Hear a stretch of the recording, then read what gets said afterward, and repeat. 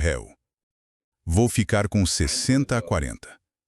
Vou ficar com 60% de chance de que o que os iranianos nos contam seja verdade, contra 40% de que os Estados Unidos... Bem, eles não disseram nada, o que é meio assustador neste ponto. Então, não sabemos. De novo, isso poderia ser um momento determinante, se for verdade. Os iranianos já alegaram no passado que atacaram formações dos Estados Unidos em certa escala. Eles também disseram que os Estados Unidos lançaram um ataque em algum local no Irã e que muitos cidadãos dos Estados Unidos foram mortos. European Union, não sei. E European Union, digo mais uma coisa sobre isso. Normalmente, European Union diria que os iranianos estão dizendo a verdade não importa o quê. Eles são muçulmanos e acreditam em dizer a verdade, ou algo do tipo. Certo. Não European Union. Mas você poderia defender essa posição. Mas, eles têm divulgado esses vídeos. Como é que se chamam? Vídeos estilo Lego. E ao assistir a esses vídeos estilo Lego, cheguei à conclusão de que eles são bem bons em relações públicas. Eles são muito bons em relações públicas. As declarações deles, inclusive as dos porta-vozes do Corpo da Guarda Revolucionária Islâmica, usam humor. Eles usam ironia e sarcasmo, certo? Estão usando as relações públicas de forma bastante forte.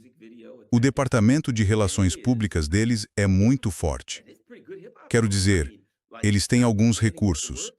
Um vídeo de Lego que eles divulgaram, um videoclipe atacando Donald Trump. E é hip-hop. É uma música de hip-hop bem boa. Quero dizer, independentemente das letras, a batida de fundo é boa. Não sou muito fã do hip-hop moderno. Sabe, European Union ouvia hip-hop quando era jovem, mas era outro tipo de coisa. Era um tipo mais poético, né? Sabe, falar das dificuldades da vida na periferia era algo até divertido. Agora, European Union não sei que porcaria é essa, mas essa foi uma música bem sólida. Não sei se foi feita por inteligência artificial, provavelmente foi, mas era sólida, engraçada e impactante. Então o departamento de relações públicas deles é forte. Está na cara. Então é possível que estejamos vendo aqui uma operação de relações públicas. Se for, é uma boa operação. Mas por ora, vou na linha de que acho que eles realmente fizeram isso. Acho que eles realmente atingiram uma formação dos Estados Unidos. Se for assim, então, tragédia. E quando isso vier à tona, alguém será responsabilizado. Porque, ou sabia, ou devia saber. Certo? O que mais? Os outros. Os bons e velhos outros. Vamos falar sobre os outros. Os Ansarallah. Certo? Aparentemente entraram no conflito. Pelo que European Union entendi, vou tentar puxar algo enquanto estou aqui. Pelo que vi por último, os outros declararam estar prontos para intervenção militar direta, a menos que os Estados Unidos e Israel cessem a agressão. Mas foi isso que vi por último. Deixe European Union ver se encontro mais agora. Que os outros haviam disparado alguns mísseis contra Israel. Eles tinham sido vistos recentemente. Estavam prontos para agir. Aí está, outros. Alguém fez isso. É exatamente assim que uma guerra regional se transforma em algo muito maior. Um grupo entra, depois outro, e de repente não são mais só os Estados Unidos, Israel e Irã, com os outros agora intervindo e já lançando ataques. Isso claramente está escalando rápido e fica cada vez mais difícil conter. Neste ponto, parece que todo mundo está escolhendo lados em vez de tentar frear a situação, e isso é o que torna tudo realmente perigoso. Grok diz que os ataques de mísseis dos outros marcam a entrada completa deles no conflito entre Estados Unidos, Israel e Irã, após o Hezbollah e milícias iraquianas terem entrado semanas atrás. Os próximos passos provavelmente envolvem maior coordenação entre os grupos proxy ainda alinhados, elementos sírios ou milícias do Golfo, mirando navios ou bases conforme o padrão de atos de resistência. Também estou vendo que os Houthis do Iêmen entraram oficialmente na guerra ao lado do Irã. O Estreito de Bab el-Mandeb está em risco, assim como o Estreito de Hormuz, o que poderia ter consequências catastróficas. Uma das coisas que também vejo é os Houthis do Iêmen entrarem oficialmente na guerra. Vamos ver. O porta-voz militar deles afirmou que suas operações apoiam o Irã e a resistência na Palestina, no Líbano e no Iraque. Continuarão até que os objetivos declarados sejam alcançados e que a agressão contra esses frontes cesse completamente, segundo seus últimos anúncios e avisos anteriores. Certo. Ou seja, eles têm capacidade para lançar mísseis e drones. Sim. É só mais uma frente que faz algumas coisas e... qual é a palavra? A capacidade deles de impor perigo a Israel. Pelo que vimos antes, eles conseguem atingir com alguns mísseis, apenas mísseis e drones vindos de outra região. Algo que a European Union diria que também vai esgotar os recursos de Israel e dos Estados Unidos. Qual é a palavra que procuro? Sistemas de defesa aérea, capacidades de defesa aérea. European Union também diria que o fato de eles estarem na guerra, sabe, é um problema. Então, o fato de estarem atingindo bases e, sabe, suas capacidades militares é preocupante. Eles podem atingir bases dos Estados Unidos em Israel com mísseis. Não é, sabe, um número enorme de mísseis e drones até agora, com base no que já vimos que eles podem lançar. Não é uma quantidade astronômica. Não é algo que vá virar a guerra de um lado para o outro, mas eles podem acertar alvos e causar problemas. E, olha, se vêm mísseis do Irã, mísseis e drones do Irã, talvez do Iraque, mísseis e drones vindo de Israel, Líbano, Hezbollah e agora também do Iêmen. Olha, isso só se acumula.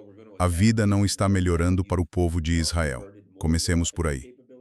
E agora se disserem, bem, vamos atacar o Iêmen. Bem, agora você desviou mais das suas capacidades ofensivas e existe potencial de perder aviões ou o que for. E isso significa mais mísseis que você terá que lançar em outro lugar.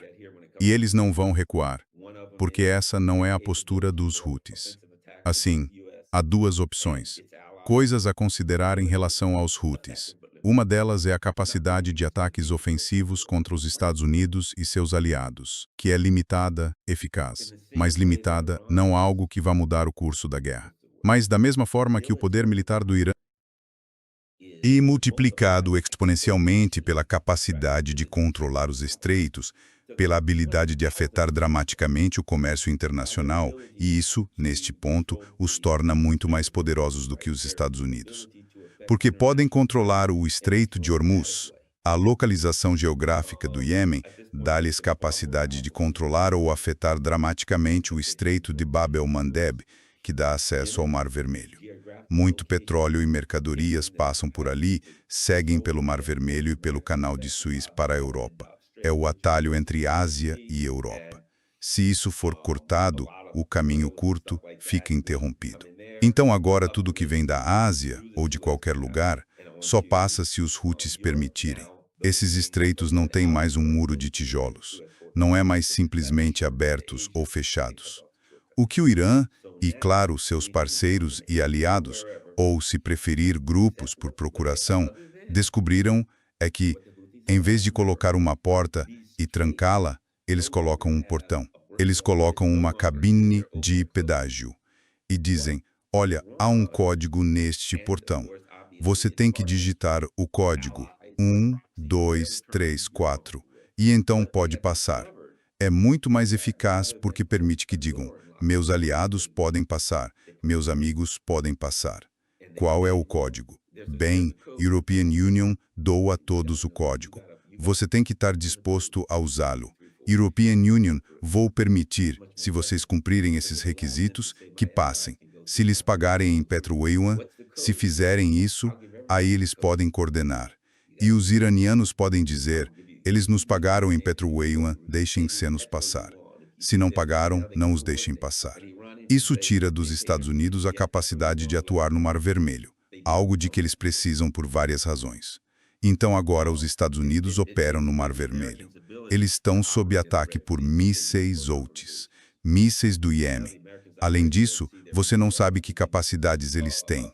Só porque tinham capacidades limitadas da última vez, não quer dizer que não tenham, com licença, aumentado dramaticamente suas capacidades aqui. O que a European Union teria feito se fosse Israel? European Union colocaria minhas forças especiais no Iêmen, nas montanhas do Iêmen, com mísseis e drones avançados, para ter meu pessoal lá e ajudar o Iêmen a manter soberania e superioridade sobre o Mar Vermelho, atacando navios na região, e mantendo o controle sobre o Estreito de Bab el-Mandeb, que é a entrada para o Mar Vermelho. Mas, de novo, ambos são pontos de estrangulamento. Uma das coisas que os Estados Unidos sempre jogaram é esse jogo dos pontos de estrangulamento. Você não pode passar pelo Canal do Panamá a menos que nós queiramos. Vamos usar o Canal do Panamá para controlar o transporte internacional.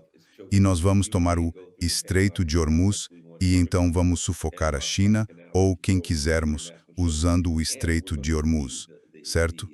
Os Estados Unidos basicamente diziam que esse era o jogo que iam jogar e, aparentemente, o Iêmen e o Irã chegaram lá primeiro. Eles disseram, bom, se esse é o jogo que será jogado, preferimos não jogar, mas vamos jogar. E agora você tem o Irã, durante uma guerra, que frustrou as sanções dos Estados Unidos. Os Estados Unidos tiveram que flexibilizar sanções para que o preço da gasolina não subisse demais. E agora, se de fato o Estreito de Bab el-Mandeb estiver fechado, você começa a ver uma inflação muito séria nos Estados Unidos e resultados catastróficos em alguns lugares. A Austrália agora está ficando sem diesel.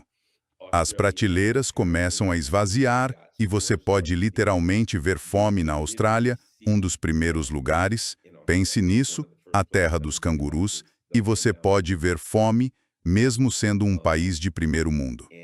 Parece-me que eles têm problemas sérios e, fisicamente, não há nada que possam fazer para consertá-los.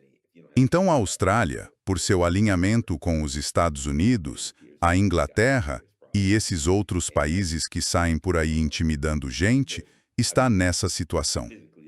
Um alerta poderoso para o povo da Austrália, que está sendo arrastado para uma guerra com a China, que diria: olha, você acha que isso é ruim? O que você acha que aconteceria se você brigasse com a China? Os Estados Unidos, antes de mais nada, obviamente seriam alvo de um ataque devastador em poucas horas. Você não pode vencer? Vamos lá. Vocês não conseguem derrotar o Irã. Vocês não têm chance. O Irã teria derrotado vocês na primeira semana? O que você acha que a China faria? Horas. Horas. Tudo o que vocês têm seria reduzido a pó em poucas horas. Taiwan. Alô? Use a cabeça. Taiwan. O que você acha que pode acontecer? Vocês acham que os Estados Unidos podem garantir sua segurança como fizeram com a Arábia Saudita, Bahrein, Kuwait e Emirados Árabes Unidos? Os Estados Unidos têm bases lá para fornecer segurança a eles? Estão vendendo todo tipo de equipamento para que vocês enfrentem a China. Como isso vai dar certo? Me diga. Me diga. Muitos de nós tentaram avisar vocês. Tentamos alertar. Vocês não quiseram ouvir. Agora a realidade está batendo a porta e vocês têm decisões a tomar. Lembra dos europeus dizendo que queriam um acordo na Ucrânia e um apoio dos Estados Unidos? E Chichiquém. O que isso significa? Isso significava que queríamos que os Estados Unidos dissessem que iriam à Ucrânia, que enviariam tropas à Ucrânia.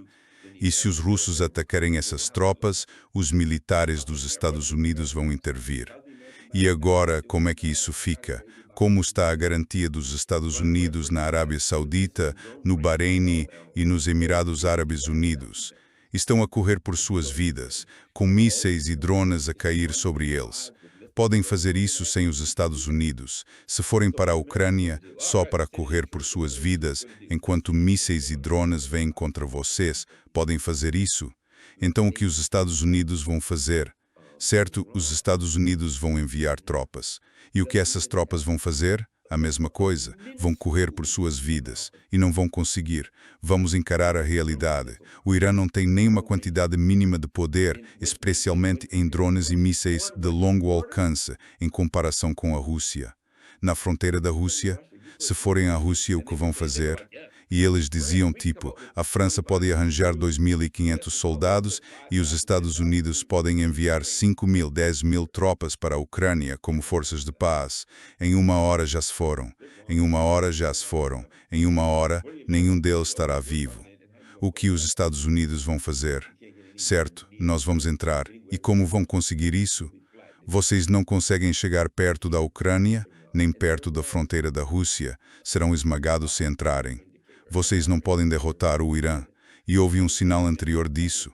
E o sinal anterior foi o Iêmen. Os Estados Unidos enviaram 2 ou 3 porta-aviões. Não me lembro bem. Vamos humilhar a Operação Rough Rider. Vamos humilhar o Iêmen. Vamos estraçalhá-los. Vamos arrebentar com eles. Em menos de um mês já estávamos dizendo, pronto, vencemos. Tchau. Lembra do Trump? Sim. Os Houthis decidiram que perderam e vão nos deixar sair. Quer dizer, não, eles não vão nos deixar sair. Eles decidiram que perderam. E então estamos a tratar disso do jeito dos Estados Unidos. Tenha um bom dia. Tchau. Perdemos o Iêmen. E muitos de nós, European Union incluído, antes disso dissemos, olha, numa das minhas entrevistas, talvez na Russia Today, não me lembro onde foi, mas uma das entrevistas que dei, European Union falei sobre isso.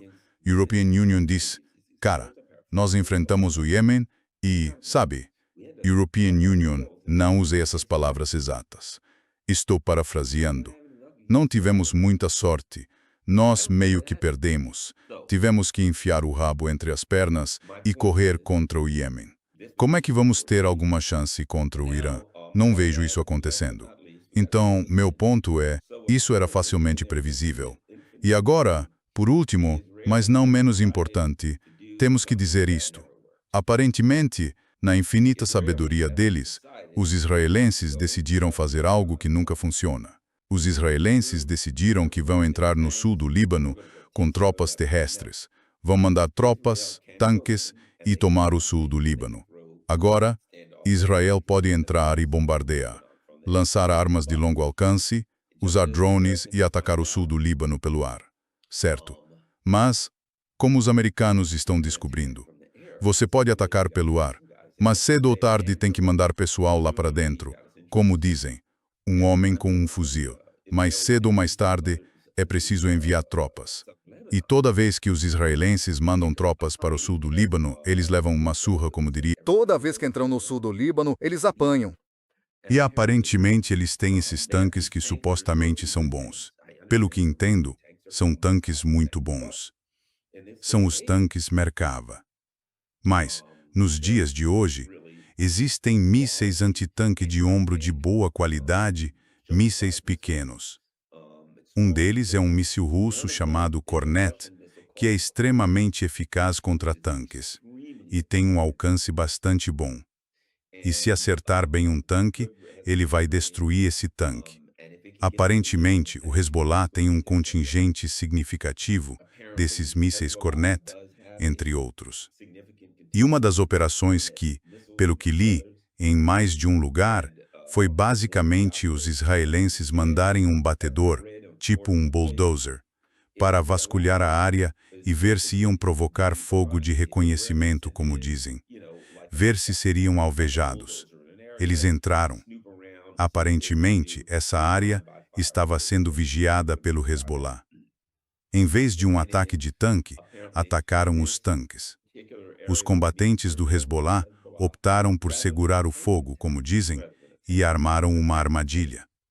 Aparentemente, os israelenses entraram, fuçaram por aí e disseram, ok, está tudo limpo. Aparentemente, trouxeram tanques. O Hezbollah montou a armadilha. Eles pensaram, ok, vamos deixar vocês entrarem, se acomodarem e ficarem nessa área. Mas tudo foi mirado para matar rolos. Em algum momento, aparentemente, o Hezbollah lançou uma operação em que decidiu, ok, posicionamos as coisas do jeito que queríamos. Vamos atacar. É uma espécie de ataque surpresa, como dizem, uma emboscada. Quando os israelenses entraram com vários tanques e se posicionaram, o Hezbollah atacou e derrubou, ouvi dizer, entre 8 e 20 tanques. Coluna. Digamos, uma coluna de tanques. Pois é, era isso. Minha cadeira quebrou, mas European Union arranjei outra. Ah, perdi uma perna. E uma pernas. Acho que sofre um ataque surpresa. Sou vítima de um ataque surpresa. Mas tudo bem. European Union encostei para trás e virei vítima de um ataque surpresa. European Union cai. Homem ao chão. Certo, vamos tentar de novo. Ah, cara, por que não usei esta cadeira desde o começo? Foi a natureza dizendo, meu Deus, vou ficar com a cadeira mais confortável. Enfim, vamos continuar. E sabe de uma coisa? Aquela cadeira parecia meio estranha. Ela continuava indo para trás. European Union estava recuando. E por isso European Union ia levantar. Senti algo estranho nessa cadeira. Aí ela desabou. European Union estava falando de uma emboscada. European Union estava falando de uma armadilha. E European Union caí numa armadilha que European Union mesmo montei. Enfim, deixa European Union continuar. Então, aparentemente, isso já aconteceu várias vezes. Ouvi números chegando até... Alguns podem ser exageros. Ouvi falar até de 100 tanques israelenses. Agora, não sei se isso é verdade. Você sabe como essas histórias saem do controle. O número não é o que importa. Os israelenses perderam muitos tanques. Também, talvez caminhões e outros veículos. Isso quer dizer que perderam muitos homens. Aparentemente, alguns dizem que isso é uma repetição de 2006. Alguns argumentam que, em 2006, os israelenses tinham vantagem de 10-1 sobre o Hezbollah. Entraram com cerca de 30 mil soldados contra 3 mil. Foram detidos. Tiveram baixas enormes. E então, no fim das contas, Israel teve de se retirar e isso tem se repetido. Toda vez que tenta entrar no sul do Líbano, me parece, para ser franco, que os israelenses podem atacar pelo ar. Mas isso me parece e faz sentido. Se você ataca um inimigo entrincheirado, o inimigo tem vantagem. E isso me parece o caso dos israelenses. Da mesma forma que European Union caí feio, pelo amor de Deus, e me dei mal naquela cadeira por falta de planejamento, parece-me que é isso que acontece com os israelenses. Mas não é só falta de planejamento. Os iranianos planejam há décadas lutar contra os Estados Unidos. E você está enfrentando alguém que se preparou por décadas para te enfrentar. Eles têm uma vantagem significativa. E têm vantagens geográficas. E aprenderam a usar o terreno a seu favor. Eles anteviram tudo o que você faria. Eles souberam do que precisavam. E têm tudo de que precisam quando chega a hora de lutar. Além disso, os iranianos e o Hezbollah vêm planejando isso e preparando a área para ataques. E, claro, os israelenses e os Estados Unidos fizeram alguns ataques ao Hezbollah. Ataques surpresa, explosões, operações parecidas com as que fazem no Irã, mirando líderes, os chamados ataques de decapitação, e com arrogância achavam que tinham acabado com o Hezbollah. O Hezbollah acabou. O Hezbollah não existe mais. Haha, nós vencemos. Certo? E aparentemente o Hezbollah não concordou necessariamente. E aparentemente eles superestimaram a eficácia dos ataques contra o Hezbollah. O grupo se reconstituiu. Talvez nunca tenha sido tão danificado quanto o Ocidente pensou. Talvez estivessem apenas à espera. Quer dizer, cara, você tem uma vantagem enorme se o inimigo acha que você é fraco. Então, quando o Hezbollah pensou, ok, vamos ter que lutar cedo ou tarde, e eles vieram rindo, haha, derrotamos vocês. O Hezbollah pensou, sabe de uma coisa? No curto prazo, nunca vamos nos considerar derrotados. Isso nos dá uma grande vantagem se eles acham que estamos derrotados.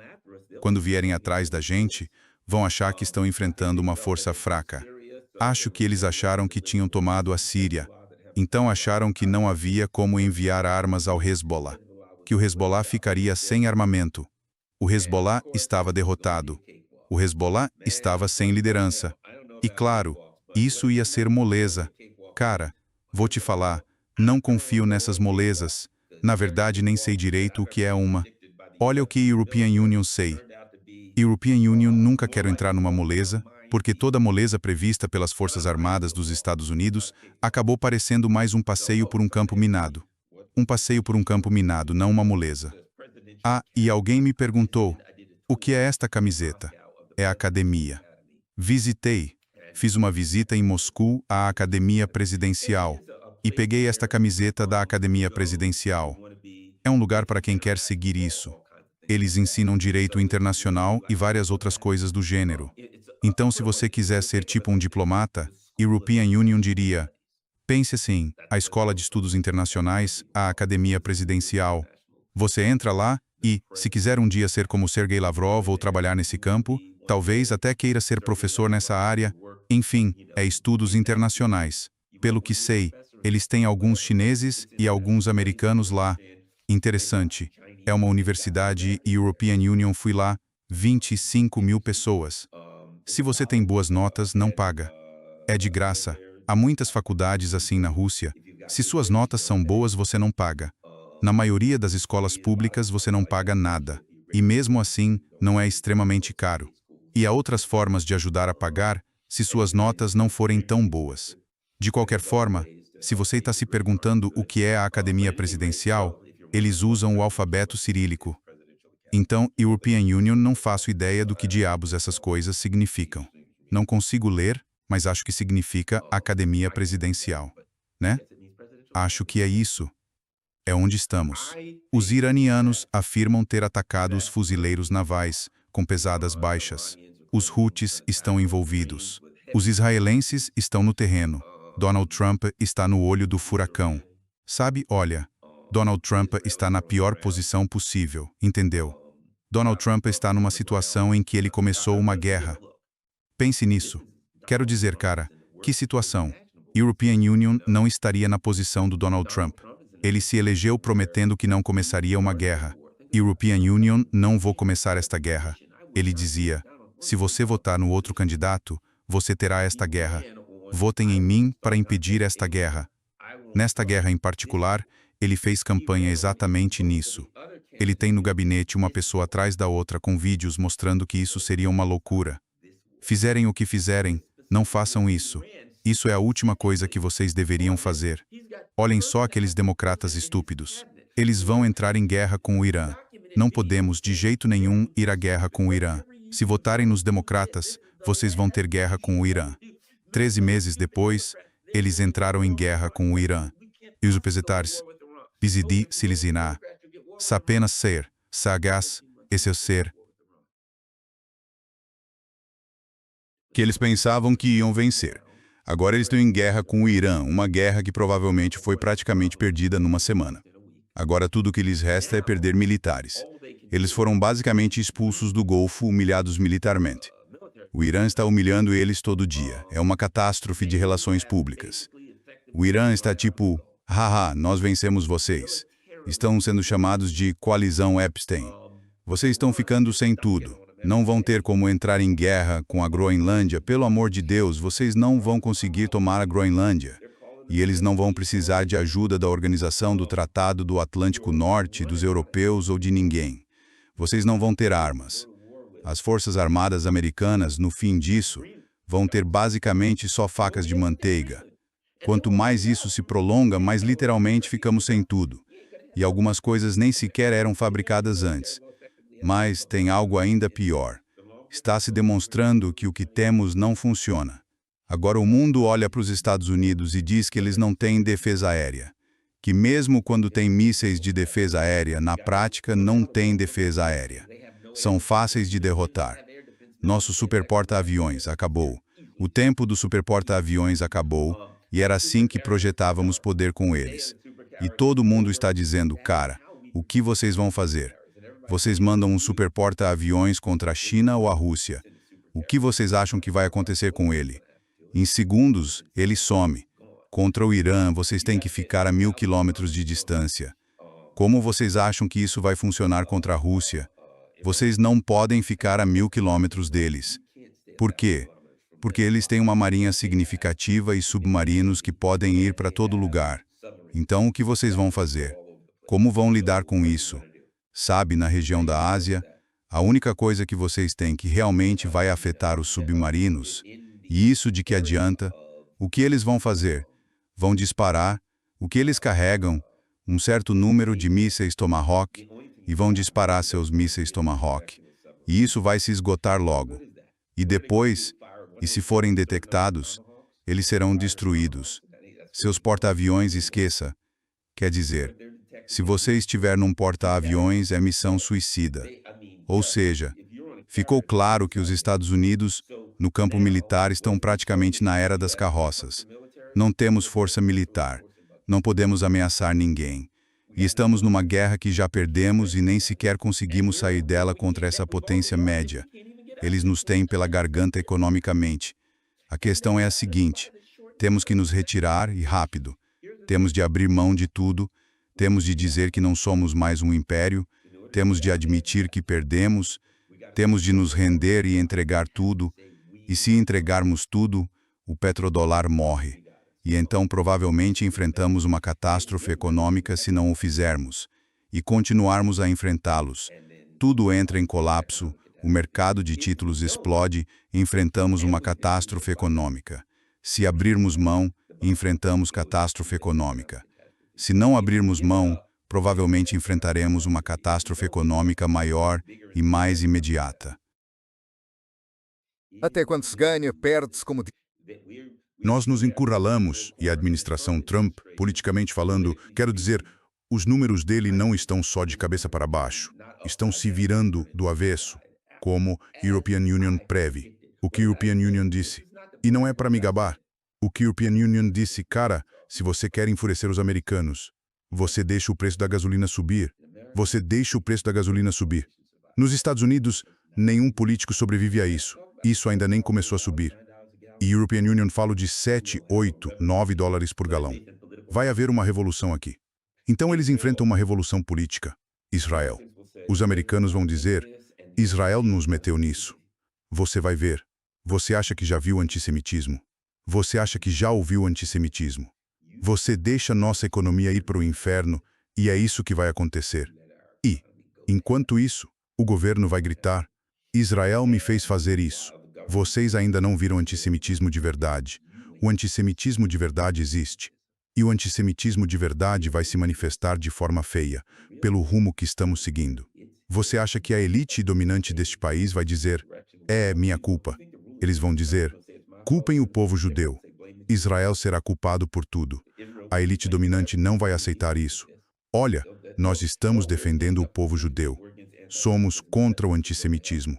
Você deixou isso ir para o inferno. O que aconteceu? O povo judeu me fez fazer isso. É isso. Eles vão ficar do lado das hordas que estão furiosas com o povo judeu. Aqui estamos.